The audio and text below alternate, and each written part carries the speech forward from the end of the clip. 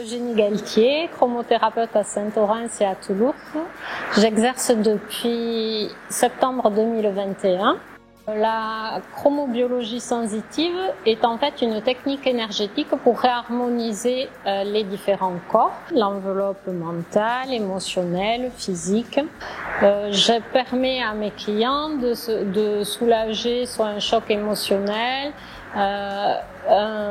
diminuer la charge mentale, le stress, le sommeil ou éventuellement une douleur en complément bien sûr de la médecine traditionnelle.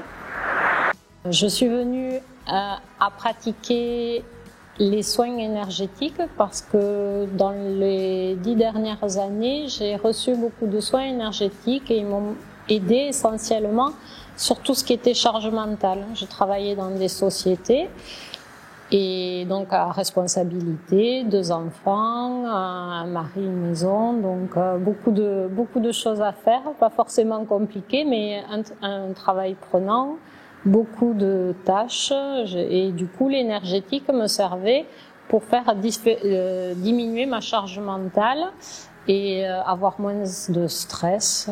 Et c'est comme ça que je suis venue aux soins énergétiques et j'ai voulu moi-même redonner ce que j'avais reçu auparavant. Je suis arrivée dans le monde de l'entrepreneuriat parce que j'ai eu envie de donner aux autres vraiment ce que j'avais reçu moi, et le modèle le plus évident pour les médecines alternatives ou complémentaires à la médecine traditionnelle, c'est l'entrepreneuriat. Voilà. Dans ma vie, il y a 2 fondamentaux. La pratique du yoga m'a beaucoup aidée et les promenades en nature, la forêt. La nature m'aide à me harmoniser moi-même et le yoga, c'est toute une philosophie de vie en fait. Voilà. Après, je pratique le sport, mais dans le monde de l'entrepreneuriat, ce qui est bien, c'est quand même de ne pas être seul. Et donc, je fais aussi beaucoup d'activités pour justement voir du monde, échanger, le faire de façon accompagnée, de façon à pouvoir bénéficier des conseils des personnes qui sont passées avant, mais également avoir de l'énergie, un certain cadencement dans les semaines, un rythme. Voilà, chercher le rythme dans la semaine. Et c'est important d'échanger avec les autres, de se faire connaître. Mon conseil serait oui, de s'ouvrir vers l'extérieur et les autres.